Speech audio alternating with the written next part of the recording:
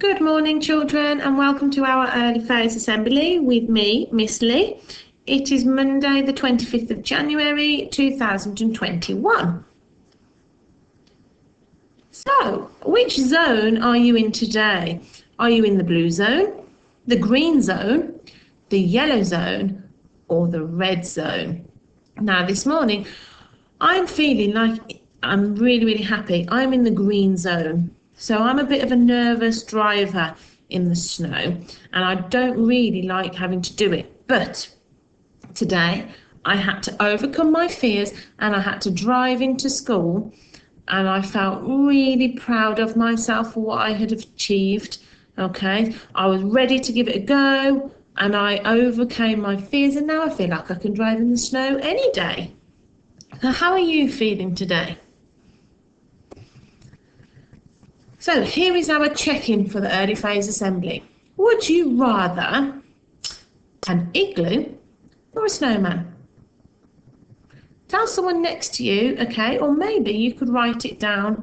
Now, I would rather make a snowman, okay? I like to make cheeky snowmen. I like to give them a funny smile. I like to dress them up in different clothes. Sometimes I put the wolf's hat on them and the wolf's scarf, so they look like a wolf supporter. But this picture of the snowman this morning really made me chuckle because he was upside down, he looked so happy, and I loved the fact that he'd got boots on. Okay, so which one would you rather, the igloo or a snowman? So, in our assembly, we are going to be celebrating the workers of the week and having a look at the great work that they have been doing. So this week, I am super proud of Anne-Maurice in class 1, Brogan in class 2, Susanna in class 3, and Patrick in class 4. You have all been chosen by your class teacher for sending in work, trying really hard in school, or having a really good go at different tasks that you have been set. So we are really proud of you and we want you to keep up the great work. Okay, so here's some examples of the work we've had. So you can see Anne-Maurice has made a lovely red hen using a handprint. Brogan has done some fantastic writing and some maths work, and I know they've even looked up how to draw a jeep on YouTube. So well done for thinking about how you can find more information. And over here we've got Susanna's work where she is showing pride. All of her work looks beautiful. She has tried really hard with her drawings. She's made sure all of her letters are sat on the line, and her maths work looks fantastic. And then the last picture, we've got an example of Patrick's work, and he has written loads of his story. So he was writing the last half of Q-Putal 5, and I can see lots and lots of time openers in there. So we've got next, suddenly, after that, then. So well done, Patrick, and well done to all of our workers of the week. Now, I've also had lots and lots of other working from different children, and it is fantastic to see so many of you working from home. So I'm really proud of all of you for having a good go. And let's see if you can work really hard this week and be chosen by your class teacher to be the worker of the week. So we are still awarding house points. Even though you are not in school, we can still put them on for the efforts you are making at home. And this week, across the school, the winner with 2,493 house points is Saturn. So well done, everybody. If you are in the house Saturn, you have worked hard and contributed to your house becoming the winner. Okay, so every time you send in work or answer a question over the phone, you are being awarded house points, and parents can check this on their Sims app. Now, as our spring term core value at Eastfield is care, we're going to set you a little house point competition. Okay, so at Eastfield, we have a core value each term, and this term it is care. We want to care for each other, we want to care for yourself, and we want care for the environment. But caring is not just about doing something. You can be caring with your thoughts and spending time with someone. You can be caring by giving someone a smile or a hug. especially when they really, really need it. Okay, you can be caring by doing what a grown-up is asking you to do at home. That might make their day a real good one. So, we would like you to create a poster that shows how pupils at Eastfield show care. And I've given you some examples, but you may come up with your own as well. When you have created your poster, you need to take a photograph of it and email it to me at earlyphase@eastfieldpri.co.uk. And if you do a really good job, or even if you just enter the competition, you will earn yourself 5 house points. Okay, and you can see how important house points are so that your house can be the one that earns the most next week.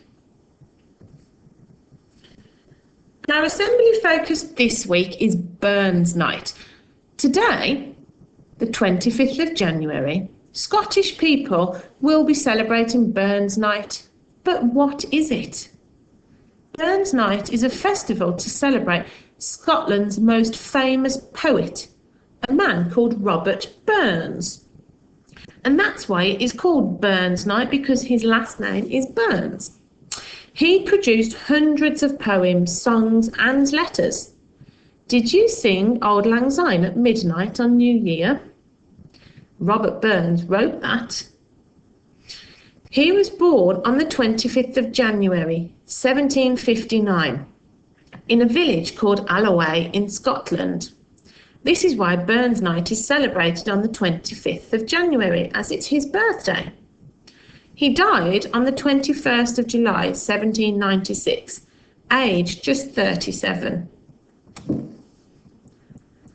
How is Burns Night celebrated? One of the main ways that Burns Night is celebrated is with a very traditional meal. This includes Scottish haggis, served up with mashed turnips called neeps, and potatoes called tatties, which are traditionally mashed too. And you can see it in the picture. So here is the mashed tatties, here is the mashed turnips, which they called neeps, and here is the haggis. Haggis is a bit like spicy mince. It also has onion, stock, and other things in it too.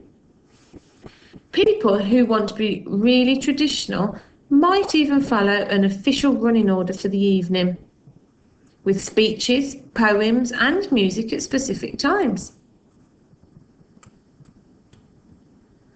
Others might choose to have a quieter evening with some poetry reading. There may also be dancing and traditional Scottish music played on bagpipes.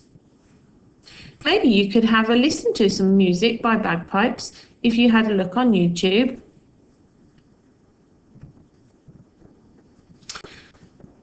So finally, we're going to finish with some tips for working at home. So treat home learning exactly the same as school learning. Follow your visual timetable and complete the daily tasks set each day. Your timetable can be found in your work packs that are given out or online. Watch the teaching videos to help you complete the work set. This is very important, as your teacher will demonstrate what you need to do. And the teaching videos can be found on our YouTube. If you type in Eastfield Primary School, it will come up like this. Then you can select playlists and choose the home learning playlist for your year group. So you will be looking for reception or year 1. Then you will find the video that has today's date and all the learning that you need to do today. Don't forget to take a short brain break when you need to, but you must come back to your work and complete it to the same standard you would if you were in school. You are sending your work in to me via email, and I'm passing it on to your teachers so they can see all the wonderful work that you are doing. But they can also see if you are not doing it quite as well as you would do in school. And handwriting is a real key focus for early phase. We work so hard in school making sure our letters are sat on the line and they are formed in the correct way. So we will be looking in school that you are doing the same at home. But here are a few examples that you could do to take a brain break. So using a dice, you can roll it. If you get a 1, do 20 jumping jacks. A 2, 15 sit-ups. 3, hop on one foot. 4, 10 push-ups. 5, touch your toes. And 6, run in one place. And remember, you can return your work in your exercise books to school every Monday between 12 and 2 p.m. at the Breakfast Club entrance, and we will give you a new exercise book to work in the next week. Stay safe, everyone, and I will see you next week for another assembly. Take care. Bye.